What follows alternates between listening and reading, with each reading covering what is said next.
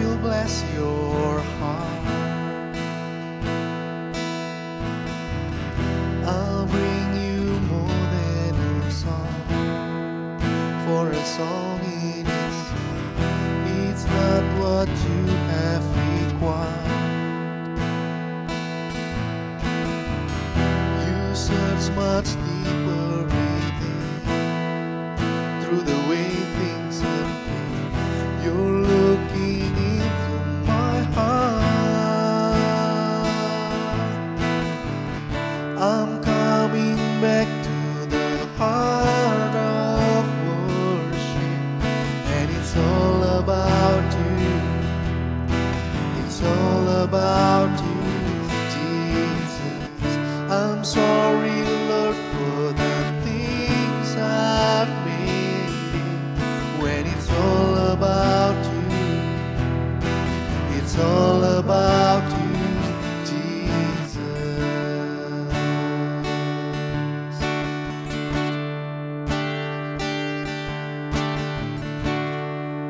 When the music fades and all is stripped away, and I simply come,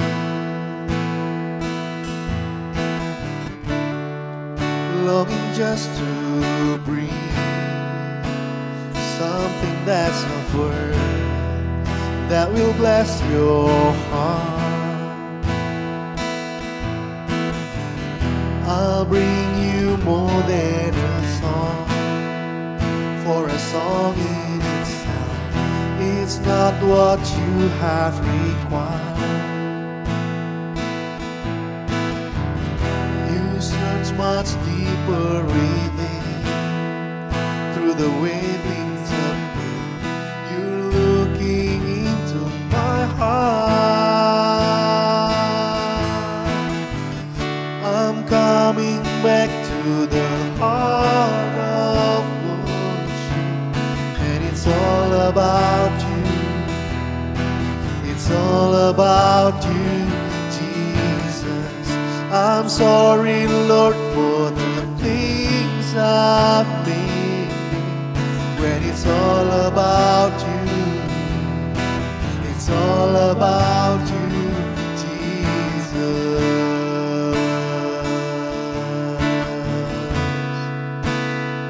I worship you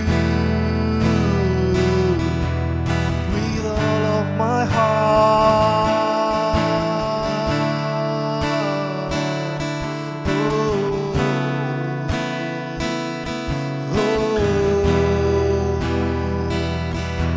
Only you, Jesus, in my heart.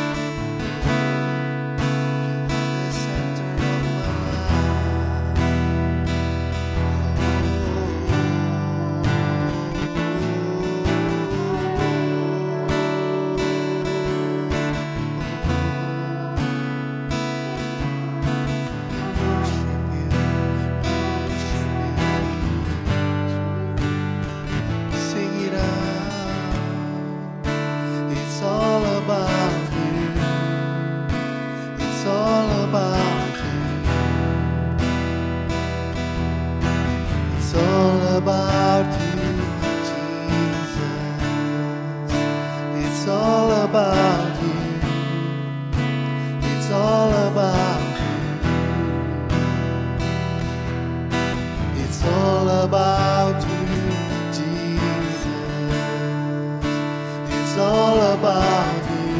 It's all about you.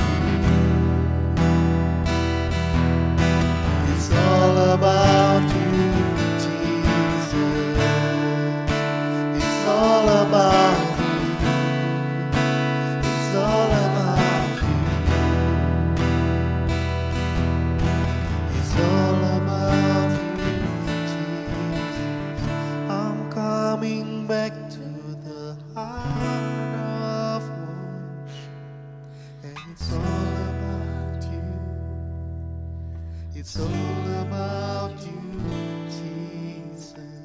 I'm sorry, Lord, for the things I've made it. When it's all about you, it's all about you, Jesus. I'm coming back to the heart of worship. And it's all about you. It's all about you, Jesus. I'm sorry, Lord, for the things I've made. When it's all about you, it's all about you, Jesus. It's all about you. It's all about you. It's all about you, Jesus.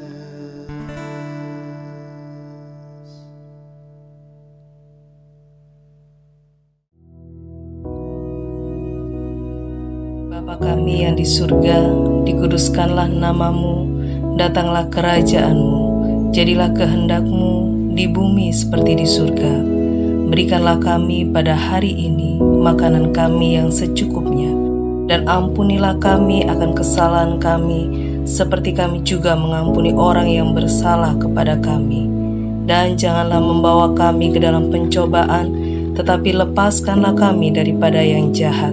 Karena Engkaulah yang empunya kerajaan dan kuasa dan kemuliaan sampai selama-lamanya. Amin.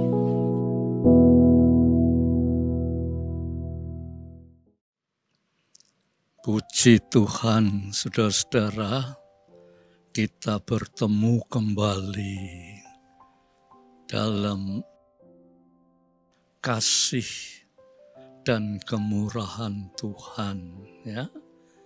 Dan sebelum kita sama-sama merenungkan firman Tuhan, kita sama-sama berdoa, ya saudara. Ayo kita berdoa. Tuhan, Engkau hadir, Engkau maha hadir, dan Engkau bahkan memberkati setiap orang yang berkenan mendengar firman-Mu dan melakukannya. Moga kiranya Roh Kudus, penolong kami, akan menolong. Terima kasih Tuhan, dalam nama Yesus Kristus. Amin. Saudara-saudara, dalam kesempatan ini, coba kita mau renungkan bersama-sama sebuah ayat yang terdapat di dalam Galatia pasal 3 ayat 11.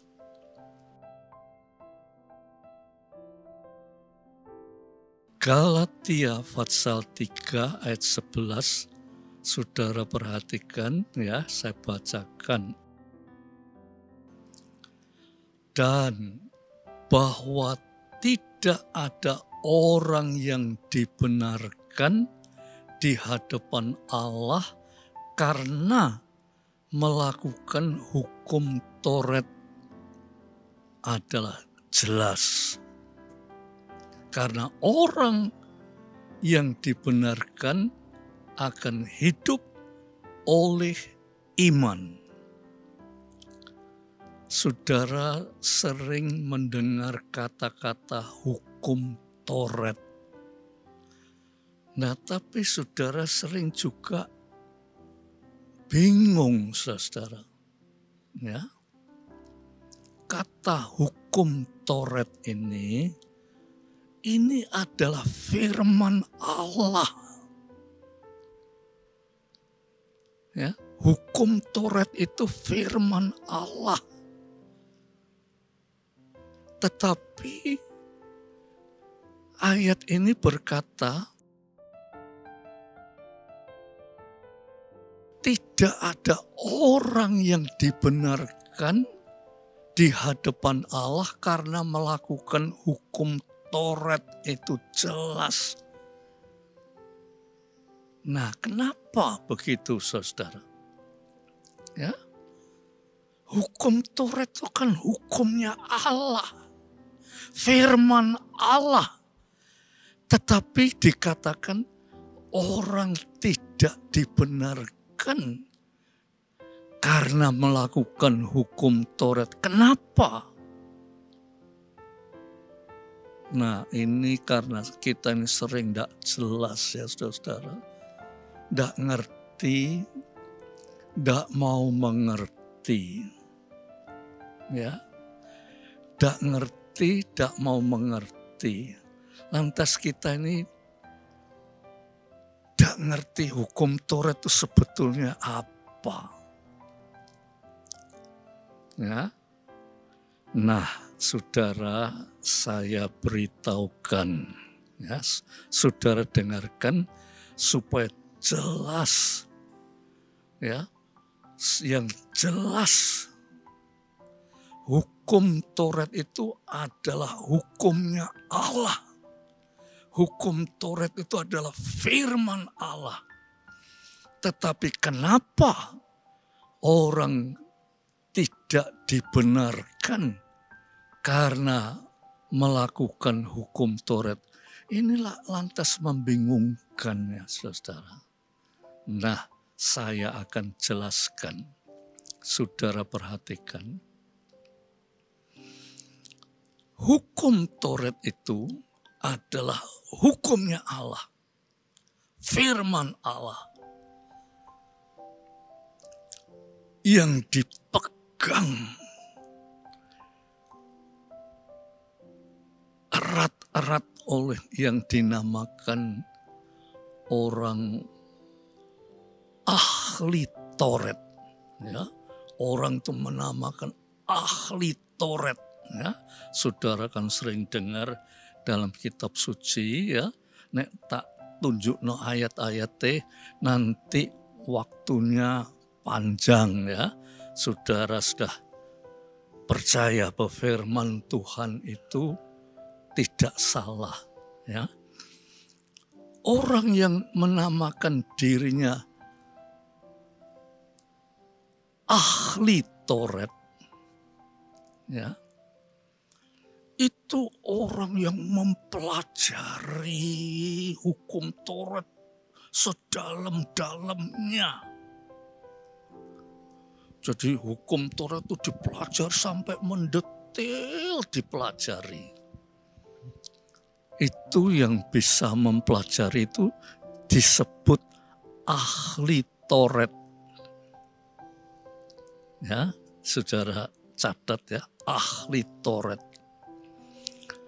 Dan ahli Taurat itu ya, karena dia mendalami menyelidiki hukum Taurat itu juga disebut orang Farisi. Orang Farisi itu artinya orang yang dipisahkan. Karena orang itu meneliti hukum-hukum Taurat. Ya, saudara, maka itu lahirlah yang disebut ahli Taurat. Orang Farisi itu orang yang dipisahkan karena dia meneliti hukum Taurat. Dari ahli Taurat itu lahirlah imam-imam, ya. Dan imam-imam itu termasuk ahli hukum Taurat, ya, saudara.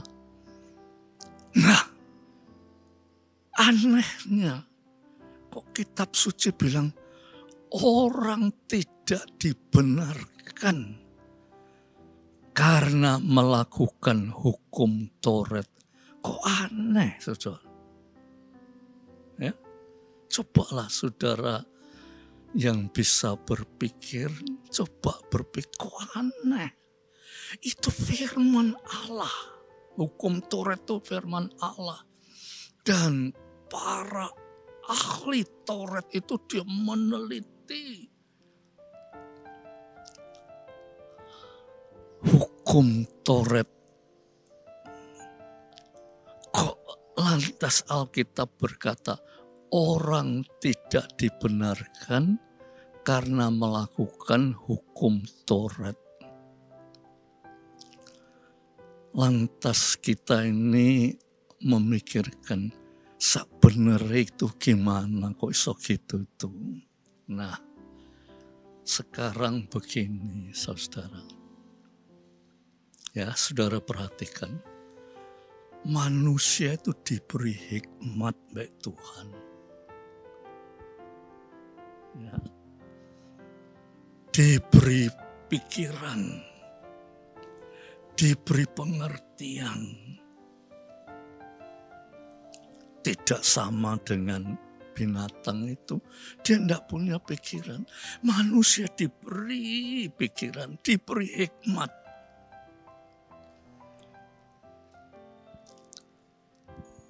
Tetapi saudara, seperti sudah saya katakan, hikmat manusia itu terbatas. Orang yang paling pintar, berpendidikan tinggi, tetapi terbatas. Nah, yang dinamakan ahli Taurat itu, dia meneliti kitab suci dalam keterbatasan.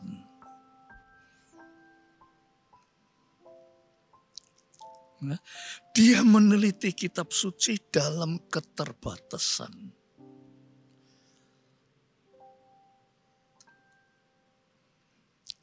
Sekarang saya ambil contoh ya, ini cuma contoh loh saudara ya, bukan apa itu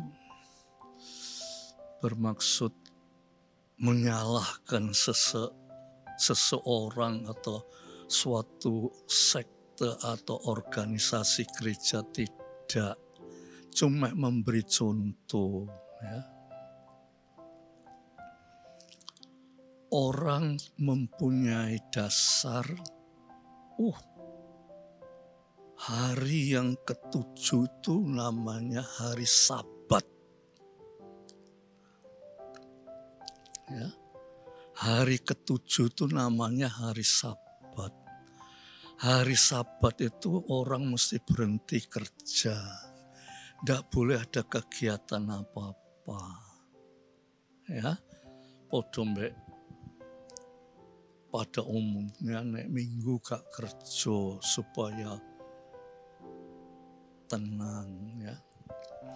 Nah, hari Sabat ini oleh para ahli Taurat itu diteliti sampai mengeluarkan satu keputusan yang sebetulnya hari Sabat itu orang suruh berhenti kerja, tapi hari Sabat itu dipakai untuk orang tidak boleh ini, orang tidak boleh ini, ya. Bukan saja tidak boleh kerja, dikatakan orang menyalahkan api saja tidak boleh. Suruh tenang, menyalahkan api saja tidak boleh. Nah, kalau saudara pergi ke Israel ya, saya pernah ke Israel itu betul hari Sabat. Ya. Saudara tahu, nonggone hotel itu ndak ada karyawan hotel yang mau melayani kita ini ndak ono, saudara. Upamanya, ini upama ya. Biasanya itu koper-koper itu kan diturunkan. Gak ono sing nuruno koper. Sebab hari Sabat tidak boleh bekerja. Kok nuruno koper, saudara? Saudara mencet lift saja. Ya, pamane saudara dapat kamar tingkat 10 pamanya. Itu pada hari Sabat itu tidak boleh orang mencet lift untuk ke tingkat 10. Tidak boleh.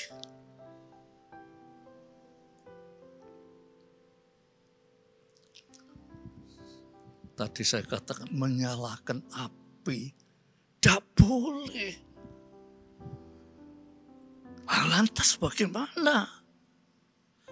Siapa yang nurunno koper itu siapa? Orang yang percaya hari Sabat itu ya, tidak mau. Dia suruh orang lain yang tidak ikut hari Sabat, suruh orang lain.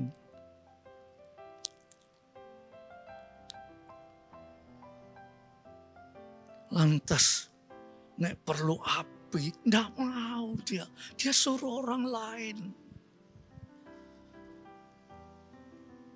Mencet lift, tidak mau suruh orang lain. Jadi nek saudara ke hotel tunggu orang yang ikut hari Sabat itu tidak ono. Tidak mau dia, suruh orang lain.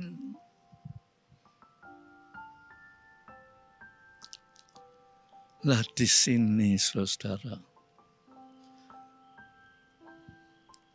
ada firman mengatakan, apa yang kamu tidak mau jangan engkau berikan pada orang lain. Sebab hukum termasuk hari Sabat itu hukum kasih. Kasih.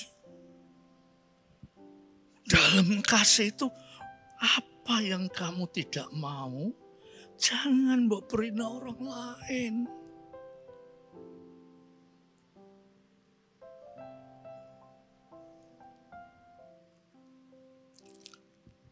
Mencet lift saja tidak mau, orang lain suruh mencet. Ditinjau dari hukum kasih, maka orang yang melakukan hari Sabat itu tidak betul, saudara. Ini saya baru tahu waktu ke Israel itu, saudara. Betul-betul mereka itu berhenti. Jadi segala sesuatu itu disuruh orang lain. Nah, ini dilihat dari segi isi daripada hukum Taurat itu tidak betul.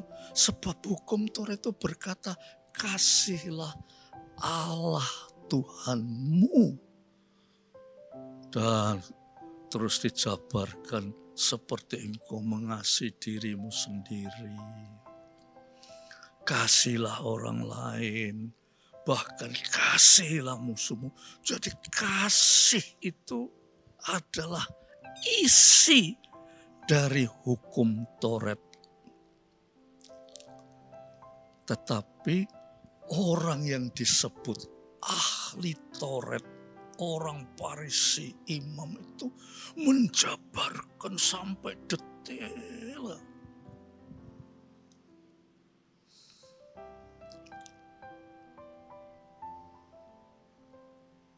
Malahan saudara-saudara, ya, ada satu doa wajib. Saudara ngerti ya, doa wajib. Orang Yahudi itu tiap hari mesti berdoa, doa wajib. Banyak segi-segi doa wajib itu. Di antaranya itu, doa wajib itu berkata gini, Aku terima kasih kepadamu Tuhan. Sebab aku ini dilahirkan bukan seperti bangsa lain. Aku dilahirkan seperti orang Yahudi. Terima kasih Tuhan. Aku tidak dilahirkan seperti bangsa lain. Lantas anggapannya orang lain itu tidak berharga seperti dirinya sendiri. Itu juga dijabarkan oleh para ahli Taurat, saudara. Jadi saudara, maka itu kalau saudara baca ini ya, Galati 3 ayat 11 itu, dan bahwa tidak ada orang yang dibenarkan di hadapan Allah karena melakukan hukum Taurat, itu jelas. Sebab hukum Taurat itu sudah diatur oleh pikiran manusia. Ya, orang tidak boleh, hari Sabat tidak boleh gini. Tapi suruh orang lain. Lantas di mana kasih itu? Nah, itu sebabnya Tuhan sangat mencelah orang ahli Taurat, orang Farisi, para imam-imam. Ternyata saudara,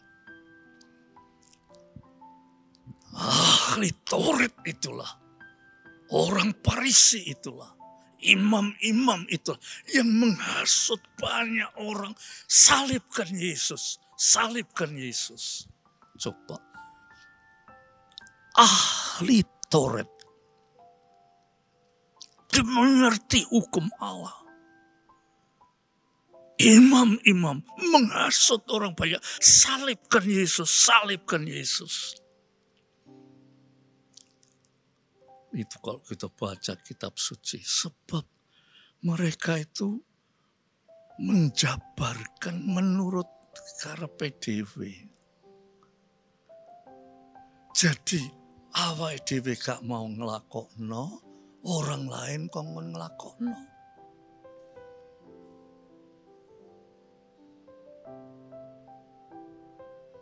Ada ayat berkata, awake dhewe itu ngangkat nganggo driji dak gelem, itu beban yang berat itu diserahkan pada orang lain. Tetapi ada ayat yang luar biasa, ini perlu kita baca sebagai contoh ya saudara. Ini ayat luar biasa. Ayo saya ajak baca di dalam Injil Matius.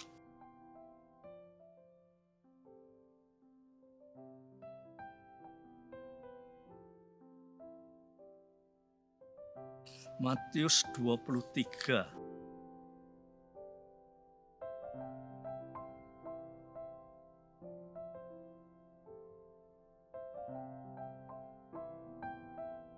Ya, Tuhan mencelah. Matius 23 itu, nah saudara baca dari ayat 1 sampai selesai itu, wah, Tuhan mencelah ahli Taurat, orang Farisi, para imam-imam dicela. Di antara celahan Yesus itu saya bacakan ayat 14 ini lucu saudara. Ya, dikatakan gini. Celakalah kamu, hei ahli-ahli Taurat, ya saudara, dan orang-orang Farisi, hei kamu orang-orang munafik. Sebab kamu menelan rumah janda-janda, sedangkan kamu mengelabui mata orang dengan doa yang panjang-panjang. Sebab itu kamu pasti akan menerima hukuman yang lebih berat. Coba, celakalah kamu, hei ahli Taurat dan orang Farisi, orang munafik. tahu ya munafik ya, orang yang pura-pura. Sebab kamu menelan rumah janda-janda. Jadi nek ono janda-janda itu digerumuti, saudara. Ya, nek ono janda-janda itu digerumuti ya. Ini istilah kotor ya. Kamu mengelabui mata orang. Orang matanya dikelabui dengan doa yang panjang-panjang. Oh Tuhan. Nek doa itu nongol di jalan-jalan. Supaya diketahui. Ini loh orang ahli Taurat. Nek doa itu panjang-panjang. Aku tidak seperti orang itu. Aku ini ahli Taurat. Dak ngerti yo. Janda-janda ditelan mbak dia. Oh, di lain pihak dikatakan kamu itu seperti cawan.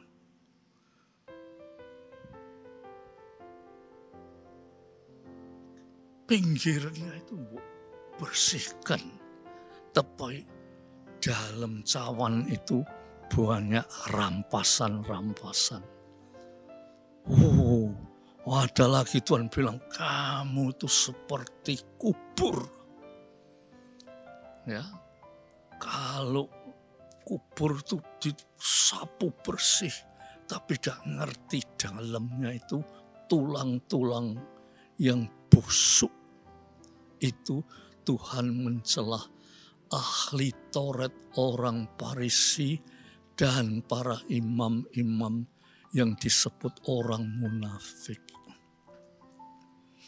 Nah sekarang saudara tahu apa artinya hukum Taurat?